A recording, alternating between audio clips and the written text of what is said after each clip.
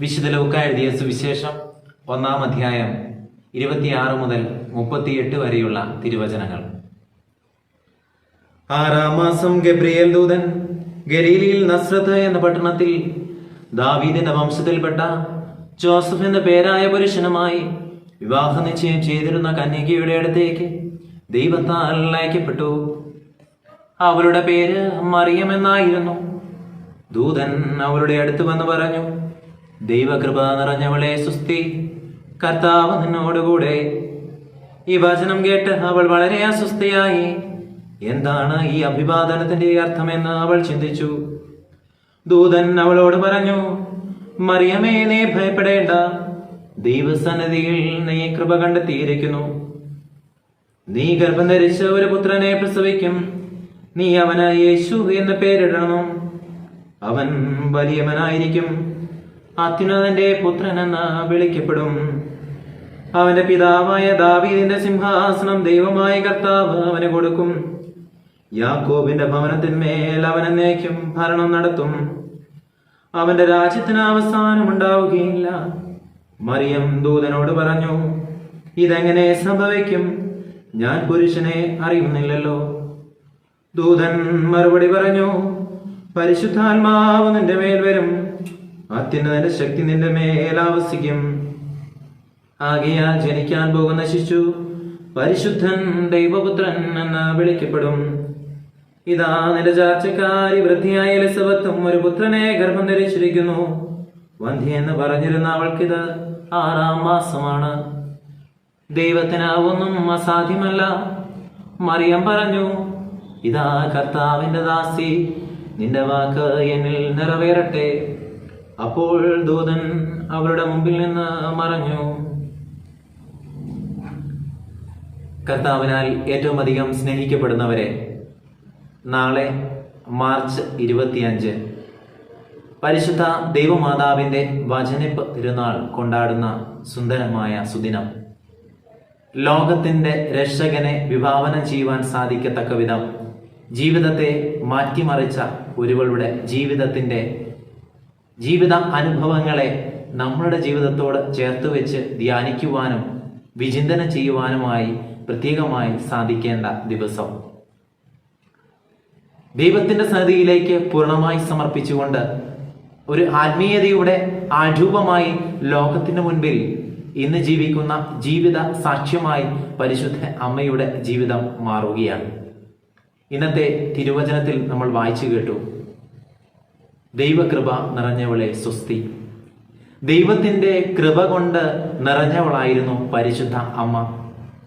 അതുകൊണ്ടാണ് ഒരു സാധാരണ പെൺകുട്ടിയായി, ഒരു യഹൂദ പെൺകുട്ടിയായി ജീവിച്ചുകൊണ്ട് ഇരുന്ന പരിശുദ്ധ അമ്മയുടെ അടുത്തേക്ക് ഗബ്രിയേൽ ദൂതൻ വന്ന് ദൈവത്തിന്റെ ഈ മംഗളവാർത്ത അറിയിക്കുമ്പോൾ പരിശുദ്ധ അമ്മ ദൈവത്തിന്റെ സന്നിധിയിലായിരുന്നു എന്നുള്ളതാണ് വളരെ പ്രധാനപ്പെട്ട കാര്യം. ദൈവത്തിന്റെ സന്നിധിയിൽ ആയിരുന്ന ഒരുവളുടെ അടുത്തേക്കാണ് മാലാഖവെന്ന് പറയുക, ദൈവകൃപ നിറഞ്ഞവളെ സ്വസ്തി. ദൈവത്തിന്റെ സന്നിധിയിൽ ആയിരിക്കുന്ന ഒരാൾക്ക് മാത്രമേ ദൈവത്തിന്റെ കൃപ കൊണ്ട് നിറയുവാൻ സാധിക്കുകയുള്ളൂ. ഇന്നത്തെ ജീവിത സാഹചര്യത്തിലൂടെ നമ്മളെല്ലാവരും കടന്നു പോകുമ്പോൾ ദൈവത്തിന്റെ സന്നിധിയിൽ അല്പസമയമെങ്കിലും ആയിരിക്കുവാനായിട്ട് നമുക്ക് സാധിക്കുന്നുണ്ടോ? ദൈവത്തിന്റെ കൃപ കൊണ്ട് പരിശുദ്ധ അമ്മ ദൈവസന്നിധിയിൽ നിന്ന് നിറയപ്പെട്ടവളായി തൻ്റെ ജീവിതത്തിന്റെ മണ്ഡലങ്ങളിലേക്ക് വ്യാപരിക്കുമ്പോൾ നമ്മൾ മനസ്സിലാക്കുന്ന ഒരു കാര്യമുണ്ട്. ദൈവത്തിന്റെ കൃപ കൊണ്ട് നിറഞ്ഞ പരിശുദ്ധ അമ്മ ആ കൃപ മറ്റുള്ളവരിലേക്കും കൊടുക്കുന്നതായി നമ്മൾ കാണുന്നുണ്ട്. യൂദയായുടെ മലഞ്ചെരുവിലൂടെയാണ് പരിശുദ്ധ അമ്മ ആദ്യമായി കടന്നു ചെല്ലുക, മാലാഖയുടെ സന്ദേശം സ്വീകരിച്ച ശേഷം. അവിടെ ചെല്ലുമ്പോൾ നമുക്കറിയാം, അരക്ഷിതാവസ്ഥ നിറഞ്ഞു നിന്നിരുന്ന ഒരു കുടുംബത്തിലേക്കാണ് പരിശുദ്ധ അമ്മ കടന്നു ചെല്ലുക. അവിടെ പരിശുദ്ധ അമ്മയുടെ കൃപ കൊണ്ട് എലിസബത്തും നിറയുന്നതായി നമ്മൾ കാണുന്നുണ്ട്. അതുകൊണ്ട് സ്നേഹമുള്ളവരെ, സാമീപ്യവും സാന്നിധ്യവും ഒക്കെ അനുഗ്രഹമാക്കി മാറ്റിയവളായിരുന്നു പരിശുദ്ധ അമ്മ. നമ്മുടെ ജീവിത സാഹചര്യത്തിലും മറ്റുള്ളവരിലേക്ക് നമ്മുടെ പ്രവർത്തന മണ്ഡലങ്ങളിലൂടെ വ്യാപരിച്ചു ചെല്ലുമ്പോൾ എൻ്റെ സാന്നിധ്യവും സാമീപ്യവും ഒക്കെ മറ്റൊരാൾക്ക് ഞാൻ അനുഗ്രഹമാക്കി മാറ്റുവാനായിട്ട് സാധിക്കുന്നുണ്ടോ? മറ്റൊരു വ്യക്തിക്ക് എൻ്റെ സാമീപ്യം അനുഗ്രഹമായി മാറുന്നുണ്ടോ? ഇല്ലെങ്കിൽ നമ്മുടെ ജീവിതത്തെ ഒന്ന് വിചിന്തനം ചെയ്യാം. അടുത്തതായിട്ട് പരിശുദ്ധി അമ്മ ദൈവസന്നിധിയിൽ അവൾ പറയുന്നതായ ഒരു കാര്യമുണ്ട്. ഇതാ കർത്താവിൻ്റെ ദാസിയെന്ന്. ദൈവഹിതത്തിന് പൂർണ്ണമായി സമർപ്പിക്കുക. ദൈവഹിതത്തിന് പൂർണ്ണമായി സമർപ്പിക്കുന്ന ഒരാളുടെ ജീവിതം എങ്ങനെ മാറ്റിമറിക്കപ്പെടുന്നുമുണ്ട് എന്ന് പരിശുദ്ധി അമ്മയുടെ ജീവിതത്തിൽ നിന്ന് നമ്മൾ കാണുകയാണ്. അതിനാൽ സ്നേഹമുള്ളവരെ, ദൈവഹിതത്തിന് പൂർണ്ണമായി സമർപ്പിക്കുക. മൂന്നാമതായി നമ്മൾ മനസ്സിലാക്കേണ്ട ഒരു കാര്യമുണ്ട്. ജീവിതത്തിൽ ഒന്നും യാദർച്ഛികമായിട്ട് സംഭവിക്കുന്നതല്ല.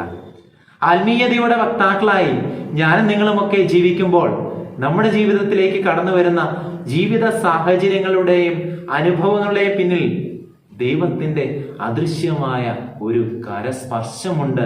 ഇത് മനസ്സിലാക്കുവാൻ നമുക്ക് സാധിക്കട്ടെ. കുടുംബജീവിതത്തിലും വ്യക്തി ജീവിതത്തിലുമൊക്കെ എല്ലാം തകർന്നടിഞ്ഞു എന്ന് നമ്മൾ ചിന്തിക്കുന്ന ജീവിത നിമിഷങ്ങളിലും ചിലപ്പോഴൊക്കെയും പ്രതീക്ഷയായി എൻ്റെ ജീവിതത്തിലേക്ക് കടന്നു വരുന്നത് തമ്പുരാന്റെ ജീവിത അനുഭവങ്ങൾ തന്നെയാണ്. അതിനാൽ ജീവിതത്തിൽ ഒന്നും യാദൃച്ഛികമായി സംഭവിക്കുന്നതല്ല. എല്ലാം ദൈവം അറിഞ്ഞുകൊണ്ട് തന്നെയാണ്. എൻ്റെ ജീവിതത്തിൽ നിന്ന് ദൈവം എന്തൊക്കെയോ ആഗ്രഹിക്കുന്നുണ്ട്. ഇത് മനസ്സിലാക്കുവാനായിട്ട് എനിക്ക് സാധിക്കുന്നുണ്ടോ എന്നുള്ളതാണ് വളരെ പ്രധാനപ്പെട്ട കാര്യം. അടുത്തതായി ഒരു പ്രധാനപ്പെട്ട കാര്യവും കൂടെ ഞാൻ പറയുവാനായിട്ട് ആഗ്രഹിക്കുകയാണ്. പരിശുദ്ധി അമ്മയ്ക്ക് എല്ലാം ഗ്രഹിക്കാനായിട്ട് സാധിച്ചില്ലെങ്കിലും ഞാൻ മനസ്സിലാക്കുക, പരിശുദ്ധി അമ്മ ചിലതൊക്കെ ജീവിതത്തിൽ സംഗ്രഹിച്ചു എന്നുള്ളതാണ്. ചിലതൊക്കെ സ്നേഹമുള്ളവരെ ജീവിതത്തിൽ ഗ്രഹിക്കുവാനായിട്ട് നമുക്ക് സാധിക്കുകയില്ല. എന്നാൽ ചിലതൊക്കെ ജീവിതത്തിൽ സംഗ്രഹിക്കുവാനായിട്ട് നമുക്കെല്ലാവർക്കും സാധിക്കട്ടെ. ചിലതൊക്കെ ജീവിതത്തിൽ സംഗ്രഹിക്കുവാനായിട്ട് നമുക്ക് സാധിച്ചാൽ അതിൻ്റെ പിറകിൽ സഹായിക്കുവാൻ ദൈവത്തിൻ്റെ മാലാഖമാർ ഉണ്ടാകുമെന്നതിന് സംശയമില്ല.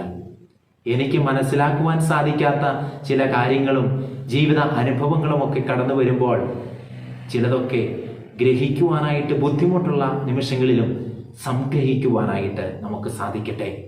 അതാണ് പരിശുദ്ധി അമ്മയുടെ ജീവിതത്തിൽ നിന്ന് നമ്മൾ മനസ്സിലാക്കുക. അവൾ ദൈവസന്നിധിയിൽ എല്ലാം ഹൃദയത്തിൽ സംഗ്രഹിച്ചു, ഗാഢമായി ചിന്തിച്ചു കൊണ്ടിരുന്നു. ദൈവത്തിന്റെ സന്നിധിയിൽ എല്ലാം സമർപ്പിച്ചുകൊണ്ട് ദൈവസന്നിധിയിൽ അരുളപ്പാടുണ്ടാകുന്നതിന് വേണ്ടി കാത്തിരിക്കുവാനായിട്ട് ഈ നോമ്പിന്റെ കാലഘട്ടത്തിൽ നമുക്കെല്ലാവർക്കും സാധിക്കട്ടെ. കുരിശിന്റെ ചാരയണഞ്ഞുകൊണ്ട് തമ്പുരാനെ, എൻ്റെ ജീവിതത്തിൽ നീ എന്താഗ്രഹിക്കുന്നു എന്നുള്ളത് വെളിപ്പെട്ട് കിട്ടുവാൻ നീ സഹായിക്കണമേ എന്ന് പ്രാർത്ഥിച്ചുകൊണ്ട് ആയിരിക്കുവാൻ ഈ നോമ്പിന്റെ കാലയളവിൽ സാധിക്കട്ടെ. അതിന് പരിശുദ്ധ അമ്മയുടെ മാധ്യസ്ഥം നമുക്കെല്ലാവർക്കും തുണയാകട്ടെ. പരിശുദ്ധ അമ്മയുടെ ജീവിത മാതൃക അതിന് നമ്മളെ എല്ലാവരെയും സഹായിക്കട്ടെ എന്ന് ആത്മാർത്ഥമായി ആഗ്രഹിക്കുകയും പ്രാർത്ഥിക്കുകയും ചെയ്യുന്നു. ദൈവം നമ്മെ എല്ലാവരെയും സമൃദ്ധമായി അനുഗ്രഹിക്കട്ടെ. പിതാവിൻ്റെയും പുത്രൻ്റെയും പരിശുദ്ധാത്മാവിൻ്റെയും തിരുനാമത്തിൽ ആമേൻ.